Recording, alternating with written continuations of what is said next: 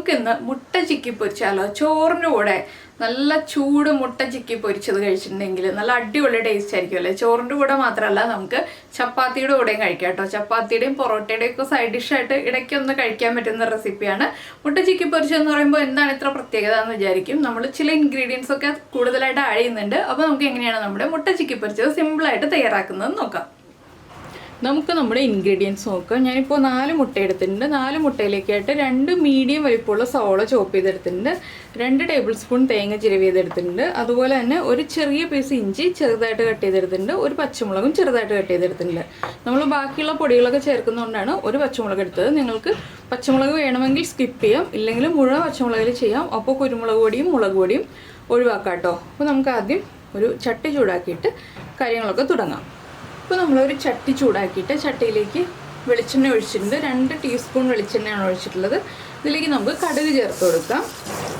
ഒരു 3/4 ടീസ്പൂൺ കടുക് മതി. കടുക് ഒന്ന് പൊട്ടി തുടങ്ങട്ടെ. അപ്പോൾ നമ്മുടെ കടുക് പൊട്ടി കഴിഞ്ഞുകൊണ്ടിരിക്കുന്നുണ്ട്. നമ്മളിതിലേക്ക് കട്ട് ചെയ്ത് വെച്ചിരിക്കുന്ന ഇഞ്ചിയും പച്ചമുളകും ചേർത്ത് കൊടുക്കുക. ഇതിൻ്റെ കൂടെ തന്നെ ഞാൻ 3 ചെറിയ വറ്റൽമുളകും കൂടി ചേർക്കുന്നുണ്ട്. വറ്റൽമുളകും ഇഞ്ചിയും പച്ചമുളകും ഒന്ന് കുക്കായി വരട്ടെ. ഈ സമയത്ത് തന്നെ നമുക്കിനി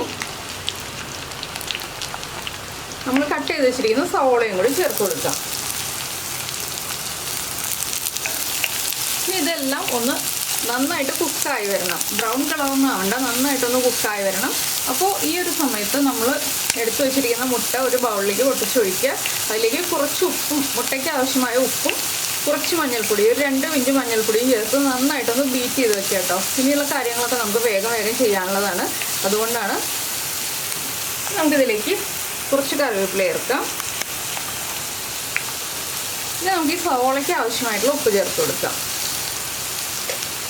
കുറച്ച് ഉപ്പ് ചേർക്കാം. നമുക്ക് പിന്നീട് ആവശ്യമാണെങ്കിൽ വീണ്ടും ഉപ്പ് ചേർത്ത് കൊടുക്കാം. മുട്ടയാണ്, ഉപ്പ് കൂടി പോരുത്. അപ്പോൾ ഈ സവോളയൊന്ന് ട്രാൻസ്പെറൻ്റായി ഒന്ന് ലൈറ്റായിട്ട് കളർ ചേഞ്ച് ആയി വരുന്നത് വരെ നമ്മളൊന്ന് ഇളക്കി കൊടുക്കുക. ഇപ്പോൾ നമ്മുടെ സവോളയൊക്കെ ഇത് കണ്ടോ, ഇതുപോലെ കുക്കായി വന്നിട്ടുണ്ട്. നമുക്കിനി ഫ്ലെയിം കുറച്ചിട്ട് ഇതിലേക്ക് പൊടികൾ ചേർത്ത് കൊടുക്കാം. ആദ്യം ഞാൻ ചേർക്കുന്നത് ഒരു 1/2 ടീസ്പൂൺ മഞ്ഞൾപ്പൊടി. നമ്മൾ മുട്ടയിൽ മഞ്ഞൾപ്പൊടി ചേർത്തിട്ടുണ്ടെങ്കിലും ഈ സവോളയ്ക്ക് ആവശ്യമായ മഞ്ഞൾപ്പൊടി ചേർക്കുക. ഇനി എൻ്റെ കയ്യിലുള്ളത് നല്ല എരിവുള്ള മുളക് പൊടിയാണ് കേട്ടോ. അതുകൊണ്ട് ഞാനൊരു 2 പിഞ്ച് മുളക് പൊടിയെ ചേർക്കുന്നുള്ളൂ. പിന്നെ ചേർക്കുന്നത് കുരുമുളക് പൊടിയാണ്, 1/4 ടീസ്പൂൺ കുരുമുളക് പൊടി. ഇതെല്ലാം ചേർത്ത് ഈ പൊടികളുടെ ആ ഒരു റോ ടേസ്റ്റ് മാറി വരുന്നത് വരെ ഒന്ന് ഇളക്കി കൊടുക്കുക. അപ്പോൾ നിങ്ങളുടെ കയ്യിൽ കാശ്മീരി ചില്ലി പൗഡറാണ് ഉള്ളതെങ്കിൽ അത് ചേർത്താലും മതി കേട്ടോ. കാശ്മീരി ചില്ലി പൗഡർ ചേർക്കുമ്പോൾ നമ്മുടെ തോരന് നല്ലൊരു കളർ കിട്ടും. ഞാനിപ്പോൾ കാശ്മീരി ചില്ലി പൗഡർ ചേർക്കാത്തത് എന്താണെന്ന് വെച്ചാൽ ഒരു മഞ്ഞ കളറിൽ മുട്ടത്തോരന് ഇരിക്കട്ടെ എന്ന് വെച്ചിട്ടാണ്.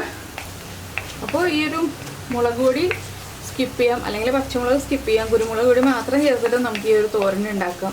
അതൊക്കെ നിങ്ങളുടെ ഇഷ്ടം. പിന്നെ മുളക് പൊടിയും കുരുമുളക് പൊടിയും സ്കിപ്പ് ചെയ്തിട്ട് പച്ചമുളക് മാത്രം ചേർത്തിട്ട് ഉണ്ടാക്കാം. അതെല്ലാം നമ്മുടെ ചോയ്സാണ്. ഇനി പൊടികളൊന്ന് കുക്കായി വരുമ്പോൾ നമുക്കിതിലേക്ക് ബീറ്റ് ചെയ്ത് വെച്ചിരിക്കുന്ന മുട്ട ചേർക്കാം. മുട്ടയിൽ ഉപ്പ് ചേർക്കണം, മഞ്ഞൾപ്പൊടി ചേർക്കണം. ഞാൻ ഒന്നുകൂടി റിപ്പീറ്റ് ചെയ്ത് പറയുകയാണ്. അത്യാവശ്യം മുട്ട കുക്കാവാൻ ആവശ്യമായിട്ടുള്ള എണ്ണ നമ്മുടെ പാനിൽ ഉണ്ടാവണം കേട്ടോ. ഇല്ലെങ്കിൽ ഈ ഒരു സ്റ്റേജിൽ പാനിലേക്ക് എണ്ണ ഒഴിച്ചു കൊടുക്കണം. നമ്മുടെ മുട്ടയ്ക്ക് ആവശ്യമായ എണ്ണ ഒഴിച്ചു കൊടുക്കണം. ഞാൻ ഇനി എണ്ണ ഒഴിച്ചു കൊടുക്കുന്നില്ല. മുട്ട കുക്കാവാൻ ആവശ്യമായ എണ്ണയുണ്ട്. മുട്ട ചേർക്കുമ്പോൾ ഫ്ലെയിം കൂട്ടി വെച്ചിട്ട് ചേർക്കാം കേട്ടോ, കുറച്ച് വെച്ചിട്ട് ചേർക്കരുത്. അപ്പോൾ നമ്മുടെ പൊടികളൊക്കെ കുക്കായി വന്നിട്ടുണ്ട്. ഇനി നമുക്കിതിലേക്ക് ബീറ്റ് ചെയ്ത് വെച്ചിരിക്കുന്ന മുട്ട ചേർത്ത് കൊടുക്കാം. അപ്പോൾ നമുക്കിനി മുട്ട ചേർക്കാം. മുട്ട ചേർത്തിട്ട് ഉടനെ തന്നെ ഇളക്കരുത്. ഒരു 1/2 മിനിറ്റ് സമയം നമ്മളൊന്ന് വെയിറ്റ് ചെയ്യുക. മുട്ടയൊന്ന് കുക്കായി തുടങ്ങട്ടെ. മുട്ടയൊന്ന് കുക്കായി തുടങ്ങി കഴിയുമ്പോൾ നമുക്ക് പതുക്കെ സൈഡിൽ നിന്ന് ഇളക്കി കൊടുക്കാം. ഈ മുട്ട തോരൻ എന്ന് പറയുമ്പോൾ കുറച്ച് കുഴഞ്ഞിരിക്കുന്ന രീതിയിലാണ് ഉണ്ടാവുക. വിട്ട് നിൽക്കുന്ന പീസായിട്ടല്ല, കുറച്ച് കുഴഞ്ഞിരിക്കുന്ന രീതിയിലാണ് ഉണ്ടാവുക. അപ്പോൾ നമ്മളിങ്ങനെ പതുക്കെ സൈഡിൽ നിന്ന് നടുഭാഗത്തേക്ക് ഇളക്കി കൊടുക്കുക. അപ്പോൾ മുട്ട സൈഡിലുള്ളതും കുക്കാവും, നടുഭാഗത്തുള്ളതും കുക്കാവും. നമ്മൾ നടുഭാഗത്തുള്ളതും ഒന്ന് തിരിച്ചൊക്കെ ഇട്ട് കൊടുക്കുക കേട്ടോ. ഇങ്ങനെ കുക്ക് ചെയ്തെടുക്കുക. ഒരുപാട് സമയം വേണ്ട മുട്ട കുക്കാവാനായിട്ട്. പക്ഷേ മുട്ട നന്നായിട്ട് കുക്കായിട്ട് വേണം നമുക്കിനി നമ്മുടെ തേങ്ങ ചേർത്ത് കൊടുക്കാൻ. ഇനി വീണ്ടും ഇളക്കി കുക്ക് ചെയ്തെടുക്കുക. നന്നായിട്ട് ഇളക്കി കൊടുക്കുക കേട്ടോ. നന്നായിട്ട് ചിക്കി ഇളക്കിയെടുക്കുക എന്ന് പറയില്ലേ, അതുപോലെ ഇളക്കിയെടുക്കുക. നമ്മുടെ പാനിൽ ആവശ്യത്തിന് എണ്ണ ഉണ്ടായതുകൊണ്ട് തന്നെ മുട്ടയൊക്കെ ഒന്ന് കുക്കായി വന്നിട്ടുണ്ട്. ഇത് നന്നായിട്ട് ഇളക്കി മിക്സ് ചെയ്തതിന് ശേഷം നമുക്കിതിലേക്ക് തേങ്ങ ചേർത്ത് കൊടുക്കാം. തേങ്ങയുടെ അളവ് നിങ്ങളുടെ ഇഷ്ടമാണ്. ഞാനിപ്പോൾ 2 ടേബിൾ സ്പൂൺ തേങ്ങയാണ് എടുത്തിട്ടുള്ളത്. തേങ്ങയും കൂടി ചേർന്നൊന്ന് മിക്സായി വരണം. തേങ്ങ ഓവറായിട്ട് കുക്കാവരുത്. എന്താണെന്ന് വെച്ചാൽ നമുക്ക് തേങ്ങ കടിക്കാൻ കിട്ടണം, ആ രീതിയിൽ വേണം. അപ്പോൾ ഇനി ഒന്ന് ടേസ്റ്റ് ചെയ്ത് നോക്കുക. ഉപ്പ് കുറവാണെങ്കിൽ ഉപ്പ് ചേർത്ത് കൊടുക്കാം. ഈ ഒരു സ്റ്റേജിലാണെങ്കിലും ചെറുതായിട്ടൊന്ന് വിതറി കൊടുക്കുക. എരിവ് കുറവാണെങ്കിൽ ഈ ഒരു സ്റ്റേജിൽ കുറച്ച് കുരുമുളക് പൊടി മുകളിലൂടെ ഒന്ന് വിതറി കൊടുക്കുക. ഇത്രയേ ഉള്ളൂ നമ്മുടെ മുട്ടത്തോരൻ. അപ്പോൾ എല്ലാവർക്കും ഇഷ്ടമായില്ലേ? വളരെ ഈസി ആയിട്ടുള്ള റെസിപ്പി അല്ലേ? എല്ലാവരും ട്രൈ ചെയ്ത് നോക്കുക കേട്ടോ. ചൂടോടുകൂടി തന്നെ ചോറിൻ്റെ കൂടെ ചേർത്ത് കഴിക്കുക. എത്രത്തോളം ഡ്രൈ ആവണം എന്നുള്ളതനുസരിച്ച് ഡ്രൈ ആക്കി എടുക്കുക. ഞാൻ ഒരുപാട് ഡ്രൈ ആക്കി എടുക്കുന്നില്ല. അപ്പോൾ ഫ്ലെയിം ഓഫ് ചെയ്യാണ്. ഇനി നമുക്കിതൊരു സെർവിങ് ബൗളിലേക്ക് മാറ്റാം. അത്രയേ ഉള്ളൂ നമ്മുടെ മുട്ടത്തോരനപ്പോൾ ഈസി ആയിട്ടും ബാച്ചിലേഴ്സിനും എല്ലാവർക്കും ജോലിക്ക് പോകുന്ന ആളുകൾക്കൊക്കെ ചെയ്യാവുന്നതാണ്. ഈ ഒരു മുട്ടത്തോരൻ നമുക്ക് ചപ്പാത്തിയുടെ ഉള്ളിൽ റോൾ ചെയ്തിട്ട് മുട്ട ചപ്പാത്തി റോളാക്കിയിട്ട് കഴിക്കാം കേട്ടോ.